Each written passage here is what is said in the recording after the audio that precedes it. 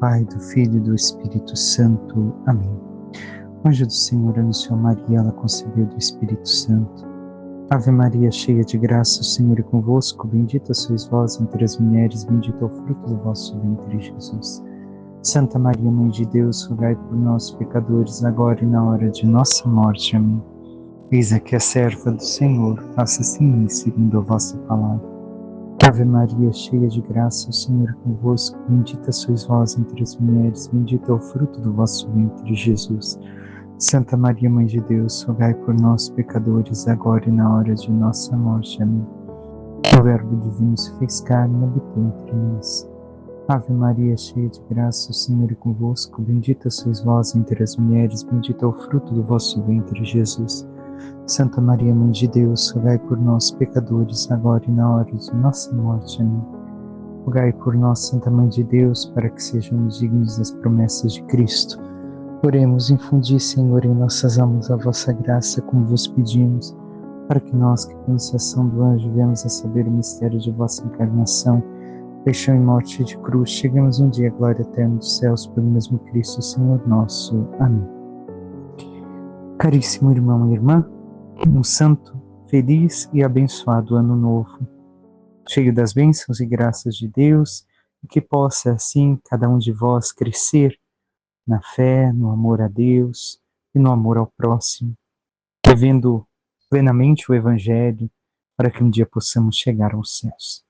E que possamos crescer na espiritualidade, na meditação da palavra, para compreender o que o Senhor tem a nos dizer e viver cada vez melhor aquilo que Ele nos ensina. Hoje celebramos a solenidade da Epifania do Senhor, a manifestação do Senhor a todos os povos. A origem é antiga e para o povo, para os primeiros cristãos, o povo da antiguidade, era bem conhecido e bem noto aquilo que nós celebramos hoje em relação ao que vai nos dizer o Evangelho, aquilo que vai nos recordar São Mateus. Dito isso, nós meditaremos quando entrarmos no Evangelho. Recordemos o que vimos no ano passado. O fato que hoje acontece, em 3 anos distintos, aconteceram, segundo uma tradição antiga, na mesma data, 3 fatos, 3 manifestações do Senhor. Hoje, o Senhor se revelou aos magos, na sua infância. Hoje, o Senhor foi batizado. E hoje, o Senhor realizou o milagre das bodas de Caná, seu primeiro milagre. Fatos que se conectam justamente por ser a manifestação de Jesus como Deus para todos os povos, para que o reconheçam. Dito isso, batismo meditaremos, e diferente do ano passado, não posso afirmar com certeza, pois é difícil ter toda a liturgia na mente, todos os domingos do tempo litúrgico, mas creio que este ano nós não temos as bodas de Caná, só temos no ano de São Lucas. Dito isso, vamos entrar agora no texto que realmente nos importa, o livro de Isaías. A primeira leitura, que nos diz: Levanta-te, acende as luzes, Jerusalém, porque chegou a tua luz, apareceu sobre ti a glória do Senhor. Este primeiro versículo nos mostra o profeta Isaías falando justamente daquilo que acontecerá no pós-exílio. A glória do Senhor que se manifesta, esta luz que brilha em Jerusalém. Mas qual Jerusalém? Somente a Jerusalém que nós conhecemos do povo de Israel? Não, também para a nova Jerusalém, para a igreja, para nós cristãos. Eis que está a terra envolvida em trevas e nuvens escuras cobrem os povos. Mas sobre ti apareceu o Senhor e sua glória se manifesta sobre ti, já se manifesta sobre ti. Então vemos aquilo que acontecia a Jerusalém, a Israel, também acontecer com a igreja. Sabemos que o mundo jaz nas trevas, porque este caminho foi escolhido pela humanidade que se distanciou de Deus, se distanciou do Evangelho, e que vive uma vida egoísta, uma vida de pecado, uma vida de busca de prazeres sensoriais humanos, mas sobre a Jerusalém, e aqui a Jerusalém celeste, sobre a igreja, resplandece a glória do Senhor, não porque ela mereça, não porque nós mereçamos, mas porque o Senhor assim escolheu. E a igreja, recordemos, é como também tantas vezes os padres, santos padres falam de Maria, é como a lua que resplandece, que brilha a luz do sol e não a luz própria. Por isso, a glória do Senhor se manifesta, brilha e nos ilumina, e por isso nós devemos de buscar na Mãe Igreja esta mesma luz, este mesmo Cristo, para encontrarmos a salvação. Mas o quanto somos humildes, o quanto temos a capacidade de ter um coração puro e olhar de forma pura para a igreja, ao ponto de enxergarmos tais fatos, ao ponto de enxergarmos a cena que nos apresenta no Evangelho como uma manifestação verdadeira do Senhor. E segue: os povos caminham à tua luz, e os reis ao clarão da tua aurora. Levanta os olhos ao redor e vê. Todos se reuniram e vieram a ti. Teus filhos vêm chegando de longe com tuas filhas carregadas nos braços. Vemos então mais uma vez a igreja. A igreja que, pela luz que revela do Cristo, que revela a cada um de nós a luz que podemos enxergar através da igreja, pois não somos capazes de ver a glória do Senhor. Ela nos conduz, ela nos guia, mas realmente nos deixamos guiar e nos conduzir? Realmente caminhamos até ela? E continua. Ao vê-los, ficarás radiante com o coração vibrando e batendo forte, pois com eles virão as riquezas de além-mar e mostrarão o poderio de suas nações. Será uma inundação de camelos e dromedários de Madiã e Efa a te cobrir. Virão todos os de Sabá, trazendo ouro e incenso e proclamando a glória do Senhor. Aqui ouvimos aquilo que nos faz refletir o evangelho de hoje, a manifestação aos magos, a esses estudiosos de astronomia. O quê? Que eles vêm com seus dromedários, que vêm de terras distantes, trazendo dois presentes aqui são revelados, ouro e incenso. Mas por que não a mirra? Vemos que aquilo que São Mateus nos traz do que foi ofertado a Jesus, e meditaremos já no Evangelho, está neste texto. Neste texto daquele que é o profeta do Messias, o profeta Isaías, que nos fala do ouro, incenso, que nos recorda tudo aquilo que também foi ofertado ao rei Salomão. Mas e a mirra? Já descobriremos. Passemos ao Salmo. O Salmo 72 nos diz: as nações de toda a terra hão de adorar-vos, ó Senhor. E esta é a verdade. As nações de toda a terra hão de adorar o Senhor. E mais adiante vai falar mais uma vez dos reis. Por isso a tradição o chama de reis magos. E por isso nos é tão cara a imagem destes mesmos reis dentro de toda a história da Igreja, desde a antiguidade até nossos tempos, onde hoje se venera menos, se tem menos tradição e devoção aos reis magos, mas sempre tiveram este grande apreço pelo povo cristão. E diz o Salmo: os reis de Tarsis e das ilhas hão de vir oferecer-lhes seus presentes e seus dons, e também os reis de Seba e de Sabá hão de trazer-lhes oferendas e tributos. Os reis de toda a terra hão de adorá-lo, e todas as nações hão de servi-lo. E aqui vemos tudo aquilo que será ofertado ao grande rei, ao rei Messias, e que nós sabemos, o nosso Salvador. Vamos agora ao Evangelho. O Evangelho de São Mateus nos diz Tendo nascido Jesus na cidade de Belém, na Judéia, no tempo do rei Herodes, eis que alguns magos do Oriente chegaram a Jerusalém perguntando: Onde está o rei dos judeus que acaba de nascer? Nós vimos a sua estrela no Oriente e viemos adorá-lo. Primeiro fato. Vemos dos reis magos, aqueles que chamamos de reis magos, porque Mateus somente nos fala dos magos do Oriente. Vemos deles algo que fala a nós. Por que são três? Por que os aspectos deles, físicos, que nos são trazidos, falam a toda a humanidade? Primeiro, recordemos, são pagãos. São gentios, como diz São Paulo, que vêm até Jesus. Por meio de quê? Por meio da criação, do estudo da criação, que os leva a ver que existe um Deus e que lhes aponta este mesmo Deus através dos astros.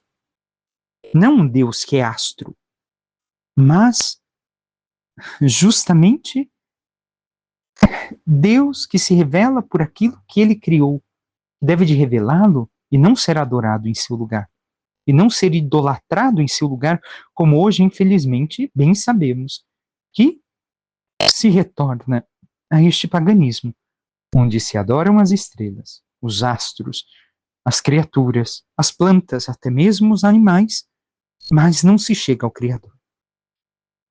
Então, estes tiveram a sabedoria e, pela humildade, se deixando iluminar por Deus, o que fazem? Começam um caminho. Então, segundo fato, os magos nos mostram que devemos caminhar. Não podemos ficar parados. É necessário trilhar um caminho. Eles veem uma estrela, e aqui vemos o milagre de Deus. Uma estrela que não é somente externa, mas também interna. É uma estrela que podemos observar o milagre de Deus. Por quê? Porque não vai de leste a oeste, mas sim de norte a sul. Assim, são guiados por essa estrela miraculosa que provavelmente, segundo os santos, não estava tão distante no alto dos céus, mas a uma altura acessível ao olhar. E ali, iluminados por esta mesma estrela, percebendo que aquela estrela lhes apontava algo grandioso e que havia um rei que deveria de nascer, eles caminham. E aqui são guiados pela profecia de um outro pagão. Recordemos Balaão no livro dos Números. É pago pelo rei de Moabe para amaldiçoar o povo de Israel. E levado por primeiro lugar para amaldiçoar, não consegue, abençoa. Segunda montanha, abençoa. Terceira montanha, abençoa. Quarta montanha, tem aquilo que nos indica o que hoje ouvimos no Evangelho. Eis que vejo, num futuro distante, não agora, uma estrela brilhará. Só que temos que entender, a estrela não era somente a estrela que vemos no céu. Aqui queria indicar, um rei brilhará e governará. Um rei que, como nós hoje temos a ideia de dizer, é uma estrela de tal esporte ou de tal coisa e queremos seguir, este é a verdadeira estrela que deve de iluminar as vidas. Compreendemos agora, irmão e irmã, a profecia de Balaão? E tendo conhecimento desta profecia, eles vêm, mas somente conhecem esta parte. Por quê?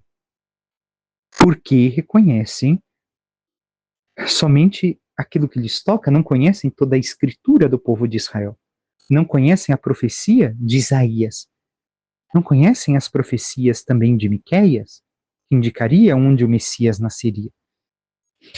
E assim disseram, vimos sua estrela no Oriente e viemos adorá-lo. Vieram fazer o quê? Adorar um rei? Quem adora? Então vemos que eles querem agora servir ao rei de Israel. Algo mudou em suas vidas pelo caminho que se propuseram a fazer. E temos feito o caminho de nossas vidas como os magos. Ao saber disso, o rei Herodes ficou perturbado, assim como toda a cidade de Jerusalém. Reunindo todos os sumos sacerdotes e os mestres da lei, perguntaram-lhes onde o Messias deveria nascer. Então vemos, a palavra utilizada aqui, perturbado, tanto Herodes quanto Jerusalém, quer indicar como um mar revolto, como um mar diante de uma tempestade, diante de um tornado. Assim se encontrava Herodes e toda Jerusalém. Estão deste modo, totalmente agitados. Por quê? Porque agora tudo vai ruir? Estão tão acostumados com sua postura, seu jeito de ser, que não querem mudanças. Está tão bom continuar na vida velha, que agora vem o Rei Messias para mudar tudo aquilo que nós construímos. Não, não aceitamos. Não queremos. Como isso pode acontecer? E questionando todos, eles respondem.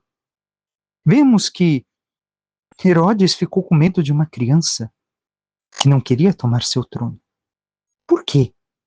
Porque recordemos, naquele mesmo ano, antes do nascimento de Jesus, Herodes matara uma de suas mulheres.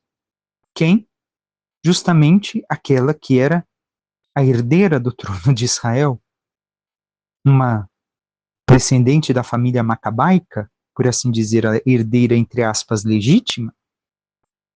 Depois, matou os seus 2 filhos prediletos e caiu na loucura. Começa aquele ano a ficar louco. Anos depois, Herodes, ainda mais louco, vai matar mais um filho e dentro de 5 dias depois morre.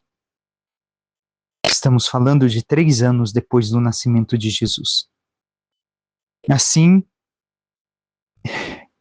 Herodes já com toda essa loucura em sua vida, temendo perder o seu poder, tudo aquilo que ele construiu, o risco que nós temos, irmãos e irmãs. O temor de o Senhor tirar de mim tudo aquilo que eu conquistei. Cuidado, podemos nos tornar Herodes. Não, imagine, sim, porque tememos em dar ao Senhor tudo e queremos continuar com a vida que temos e que o Senhor não nos incomode, não mude nada em nossa vida, porque tudo está bem do jeito que está. Vemos a perturbação do povo de Jerusalém. E então vão responder ao rei Herodes: em Belém, na Judéia, pois assim foi escrito pelo profeta: e tu, Belém, terra de Judá, de modo algum és a menor entre as principais cidades de Judá, porque de ti sairá um chefe que vai ser o pastor de Israel, o meu povo. Está ali, ao lado. Jerusalém está próximo de Belém. Então, aquilo que coloca aqui São Mateus, do que Herodes fez, nos mostra o quanto aquilo que Maria diz no seu Magnífica acontece, e nos mostra o quanto não devemos temer os poderosos deste mundo, os poderes contrários à luz da fé, os poderes que aparentemente das trevas nos vencem, porque eles são frágeis. Eles são, no final das contas, ignorantes e são derrotados, passam por ignorantes como Herodes. Ouçamos ainda o que nos diz o texto. Então Herodes chamou em segredo os magos e procurou saber deles cuidadosamente quando a estrela tinha aparecido. Depois os enviou a Belém, dizendo: ide procurar obter informações exatas sobre o menino, e quando o encontrardes, avisai-me, para que eu também vá adorá-lo. Herodes não chegou ao trono usurpando de forma ignorante. Não. Ele tinha espiões em todo o reino. Construiu um grande império. Não era uma pessoa tonta. Era uma pessoa sábia. Tinha espiões em todas as partes e Belém está próxima de Jerusalém. E como ele faz isso com os magos? Por isso, o Senhor nos mostra que aqueles que são soberbos, orgulhosos e estão nas trevas podem parecer nos derrotar, mas o Senhor nos derrotará, os derrotará. E nós temos esta confiança, irmão e irmã. Depois que ouviram o rei, eles partiram. E a estrela que tinham visto no oriente ia adiante deles, até parar sobre o lugar onde estava o menino. Vemos então que ao chegar a Jerusalém, a cidade que queria continuar do modo que estava e não queria ser transformada na sua vida, a estrela parou de brilhar. Perceberam que algo ali havia de errado e não permaneceram em Jerusalém. Continuaram seu caminho. E a estrela voltou a brilhar. Apenas saíram de Jerusalém, a estrela voltou a brilhar. Tenhamos isso em conta. E assim também deve de ser para nós. Se algumas vezes permanecemos em certas circunstâncias da nossa vida e não brilha esta luz, nós devemos de recomeçar o caminho em Deus. E como sabemos que estamos seguindo a estrela? Simples, irmão e irmã. Porque a estrela nos dá alegria, como tinham alegria também os magos. Aqui nos diz, ao verem de novo a estrela, os magos sentiram uma alegria muito grande. Foram tomados de uma grande alegria, grandíssima alegria. Então, a luz do Cristo, que nos ilumina, nos alegra. Se nós continuamos nas trevas, se a luz se apaga, nós nos sentimos mornos. Nós perdemos o sentido e vemos que algo se apagou, que algo está distante. Continuemos. Ainda mais um aspecto. Então, este é o primeiro ponto. A luz volta a brilhar quando saímos da onde percebemos que estamos parados e não caminhamos na espiritualidade. Segundo ponto, quando retomamos o caminho, sabemos que estamos no caminho certo, porque a luz do Cristo, ao brilhar em nós e ao nos transformar, nos traz alegria. Terceiro ponto, mesmo que às vezes a luz se apague, nós continuamos no caminho. Por quê? Porque ela nos ilumina interiormente. Os magos viram a estrela indo em direção a Belém, e se algo, em certos aspectos, ocultou a luz deste brilho, deste astro, eles continuaram porque sabiam onde deviam ir, até que o astro brilhava com mais intensidade, outra vez. Mas nós continuamos o caminho mesmo quando às vezes a luz de Deus parece apagar. Ao verem, aliás, quando entraram na casa, viram um menino com Maria, sua mãe. Ajoelharam-se diante dele e o adoraram. Vemos aqui o que aconteceu. Os magos veem a luz, veem a estrela verdadeira. A estrela parou sobre a casa, ou entrou na casa. O texto não nos diz. Só nos diz que, quando entraram na casa, não diz que a estrela parou em cima da casa, mas que os guiou até lá. Então vemos que a estrela, a luz verdadeira, está ali, no colo de Maria. E o que faz? Ajoelham diante dele e o adoram. Agora, tudo aquilo que tinham como idolatria do passado, da religião que viviam, já não serve mais. É Jesus o seu Deus. É Jesus o seu Senhor. E adoram no colo de sua mãe. Mostra que Maria, mais uma vez, é a mãe rainha. Recordemos, para os povos antigos, onde os reis tinham tantas esposas, a mãe era a rainha do rei. A mãe era a rainha e não a esposa do rei. E isso vemos. Não fala de José, fala de Maria e do menino Jesus, que deveria de estar ali próximo aos seus 2 anos. Talvez José e Maria tinham já se instalado na cidade de Belém. Já não estavam mais naquela hospedaria. Se instalaram ali, estavam vivendo ali, e pouco depois daquilo que escutamos, sabemos muito bem que o anjo vai dizer a José que fuja com Maria e o menino. E então, depois de ajoelhar e de adorar o menino, abriram seus cofres e lhe ofereceram presentes, ouro, incenso e mirra. Daqui tiramos, ou a tradição tira, que são 3 os reis magos. Mas são verdadeiramente 3? Provavelmente. Provavelmente. E ofereceram cada um presente? Não. Aquilo que meditamos a outra vez. Pode ser que os três ofereceram as três coisas: o ouro, o incenso e a mirra. O ouro para o grande rei, o incenso para o verdadeiro Deus e a mirra para aquele que há de morrer. Mas somente isso? Não. A mirra também aqui tem um outro significado. Se formos ao Cântico dos Cânticos, por 8 vezes é tratado a mirra como sinal do amor, como oferta de amor. Então a mirra também é aquele que deve de ser amado. O amor oferecido ao Senhor. E assim nós somos chamados a oferecer com os magos as três coisas. O ouro, tudo o que temos de precioso, somos chamados a oferecer a serviço do Cristo. A nossa vida, os nossos bens, a nossa história, tudo. E realmente oferecemos tudo a Jesus. Estamos dispostos a oferecer tudo a Ele?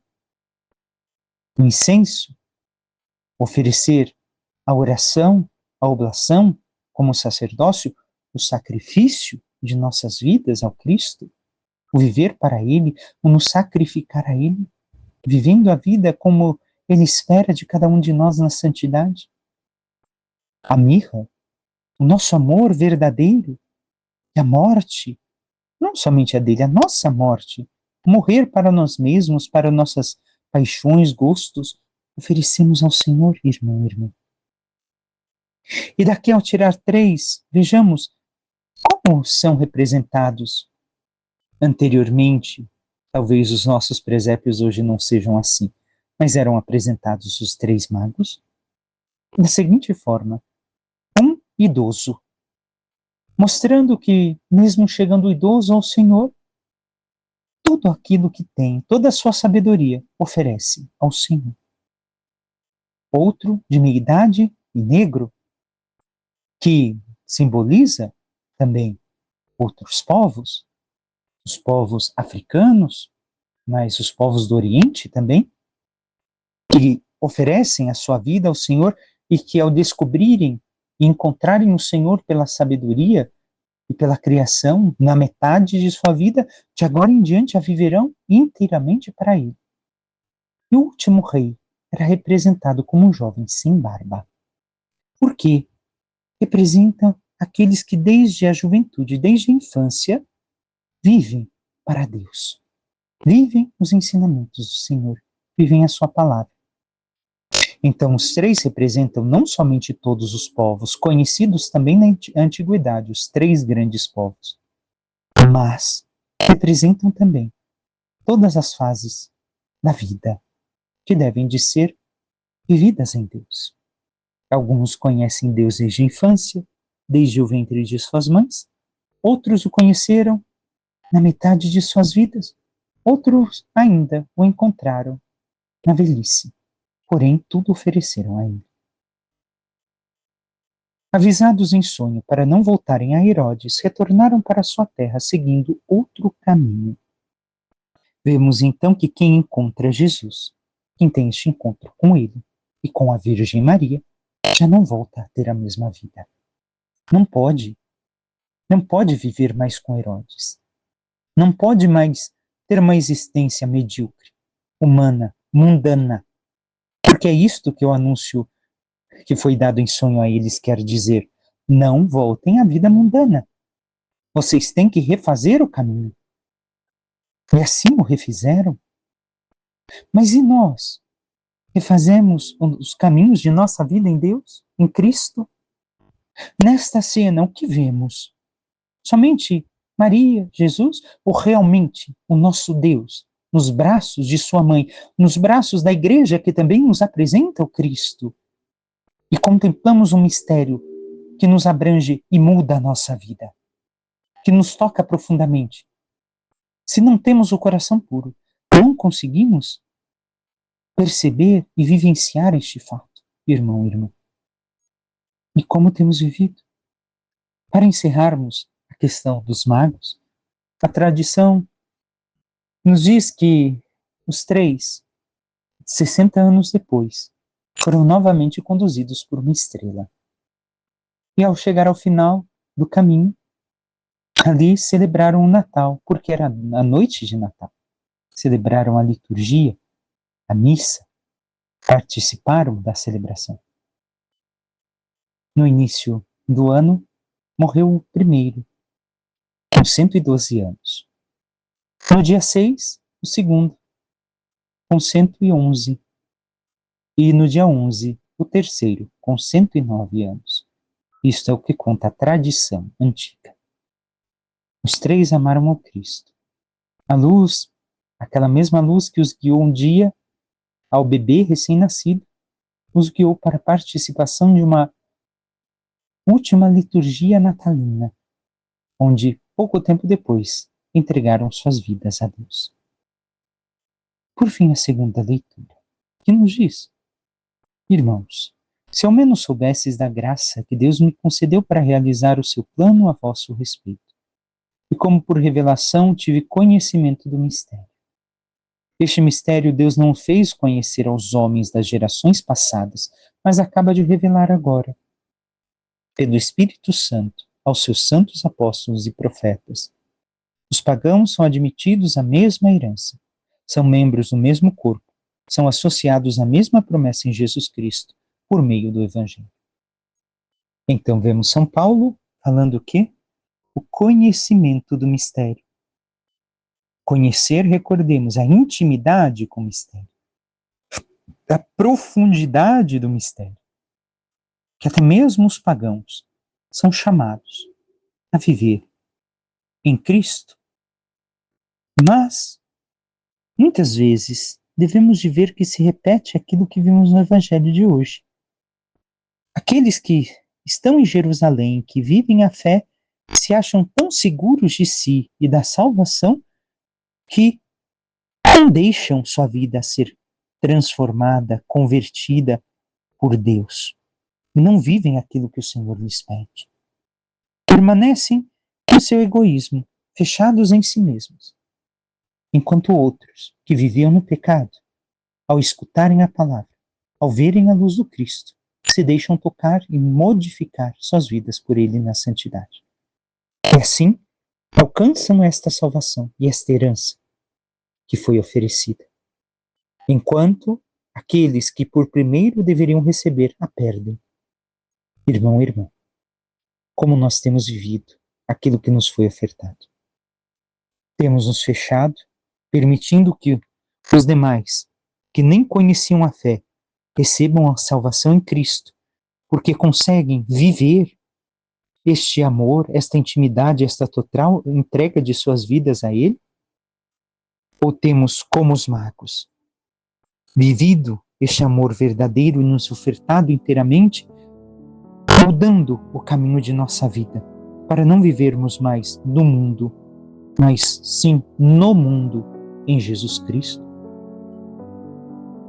Peçamos à Santíssima Virgem Maria, nossa Mãe, que interceda por cada um de nós e nos ajude a verdadeiramente buscarmos a luz de Cristo e permitirmos assim que a sua luz nos ilumine nossas vidas e nos conduza, para que, caminhando cada vez mais na santidade, na justiça do Senhor, possamos viver tudo aquilo que Ele nos pede e nos ensina, e, convertendo nossas vidas, possamos um dia merecer a glória dos céus. Louvado seja nosso Senhor Jesus Cristo, para que sempre seja louvado. Por intercessão da Santíssima Virgem Maria, São José, seu castíssimo esposo, e todos os santos e anjos de Deus, desça sobre vós, vossas famílias e tudo que vos pertence, a bênção do Deus Todo-Poderoso, que é Pai, Filho e Espírito Santo. Amém. Um santo e abençoado domingo a todos.